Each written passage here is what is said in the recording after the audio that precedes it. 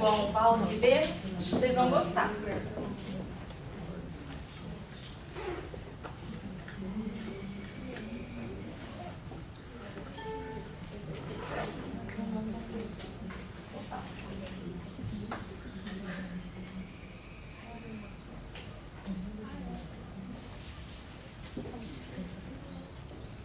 Então, esse é o João Ubaldo Ribeiro, nasceu em 1941, morreu esse ano, né?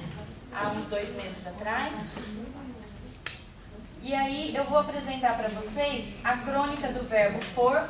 Ela foi retirada desse livro aqui, O Conselheiro Come, e aí ele foi também publicado no jornal, não tô lembrando, se eu não me engano, no Estadão mesmo, tá? Vestibular de verdade era no meu tempo. Já estou chegando, ou já cheguei, à altura da vida em que tudo de bom era no meu tempo. Meu e dos outros coroas. Acho inadmissível e mesmo chocante, no sentido antigo, um coroa não ser reacionário.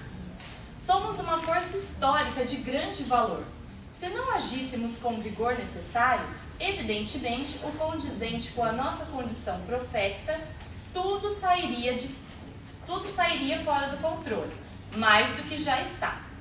O vestibular, é claro, jamais voltará ao que era outrora e talvez até desapareça.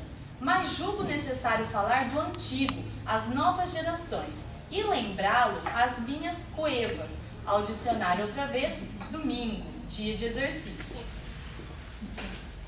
O vestibular de Direito, a que me submeti na velha Faculdade de Direito da Bahia, tinha só 4 matérias: português, latim, francês, inglês e sociologia, sendo que esta não constava dos currículos do curso secundário, e a gente tinha que se virar por fora.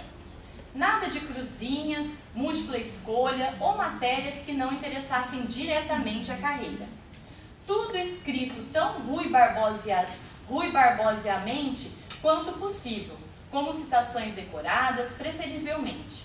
Os textos em latim eram as Catilinarias ou a Eneida, dos quais até hoje sei o comecinho. Havia provas escritas e orais. A escrita já dava nervosismo. Da oral, muitos se recuperaram nunca se recuperaram pela vida inteira. Tirava-se o ponto, sorteava-se o assunto e partia-se para o martírio, insuperável por qualquer esporte radical dessa juventude de hoje. A oral de latim era particularmente espetacular, porque se juntava uma multidão para assistir à performance do saudoso mestre de direito romano, Evandro Baltazar de Silveira. Franzino, sempre de colete e olhar vúlpido, dicionário, o mestre não perdoava. Traduz aí. Quosque tandem, Catilina patientia nostra, dizia ele ao entanguido vestibulando. Catilina, quanta paciência tens? Retrucava o infeliz. Era o bastante para o mestre se lamentar, pôr as mãos sobre o estômago, olhar para a plateia como quem pede solidariedade e dar uma carreirinha em direção à porta da sala. Ai, minha barriga! Exclamava ele. Deus, ó Deus, o que eu fiz para ouvir tamanha asneira? Que pecados cometi? Que ofensas vos dirigi? Salvai essa alma de Maria. Senhor, meu Pai, pode-se imaginar o resto do exame. Um amigo meu, que por sinal passou a chegar a enfiar sem sentir as unhas nas palmas das mãos, quando o mestre sentiu 2 dores de barriga seguida na sua prova oral. Comigo a coisa foi um pouco melhor. Eu falava um latinzinho e ele me deu 6, nota do mais alto coturno em seu elenco. O maior público das provas orais era o que eu já tinha ouvido falar alguma coisa do candidato e vinha vê-lo dar um show, né? E dei o show de português e inglês. O de português até que foi moleza, em certo sentido. O professor José Lima, de pé e tomando um cafezinho, me dirigiu as seguintes aladas. Dou-lhe 10 se o senhor me disser jeito da primeira oração do hino nacional. As margens plácidas, respondi instantaneamente, e o mestre quase deixa cair a xícara. Por que não é indeterminado? Ouviram? Etc. Porque as margens plácidas não é craseado. Quem ouviu foram as margens plácidas. É uma anástrofe entre as muitas que existem no hino. Nem teme quem te adora a própria morte. Sujeito, quem te adora. Se pusermos na ordem direta, chega, chega, berrou ele. Dessa vez vai para a glória. A Bahia será sempre a Bahia. 10. Quis o irônico destino, uns anos mais tarde, que eu fosse professor da Escola de Administração Federal da Bahia e me designassem para a banca de português com prova oral e tudo.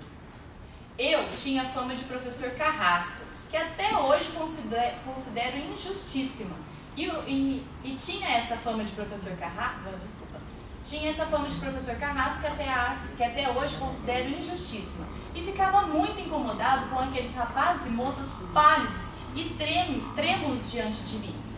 Uma bela vez chegou um sem o menor sinal de nervosismo, muito elegante, paletó, gravata e abotoaduras vistosas. A prova oral era bestíssima. Mandava-se o candidato ler umas 10 linhas em voz alta, sim, porque alguns não sabiam nem ler. E depois se perguntava o que queria dizer uma palavra trivial ou outra, qual era o plural de uma e assim por diante. Esse mal sabia ler, mas não perdia a pose.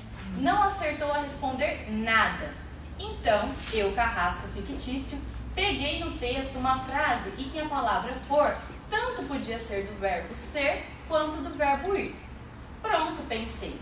Se ele distinguir qual é o verbo, considero um gênio, dou 4 e ele passa, e seja o que Deus quiser. Esse for aí, que verbo é esse? Ele considerou a frase longamente, como se eu estivesse pedindo que ele resolvesse a quadratura do círculo. Depois ajeitou as abotoaduras e me encarou sorridente. Verbo for. Verbo quê? Verbo for. Conjugue aí o presente do indicativo desse verbo.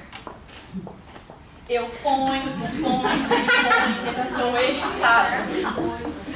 Nós fomos, vós fondes, eles foem. Não.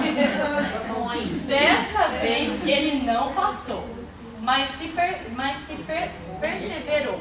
Deve ter acabado passando e hoje há de estar num posto qualquer do Ministério da Administração ou na equipe econômica, ou ainda aposentado como Marajá, ou as 3 coisas. Vestibular no meu tempo era muito mais divertido do que hoje. E nos dias que correm devidamente diplomado, ele deve estar fundo para quebrar.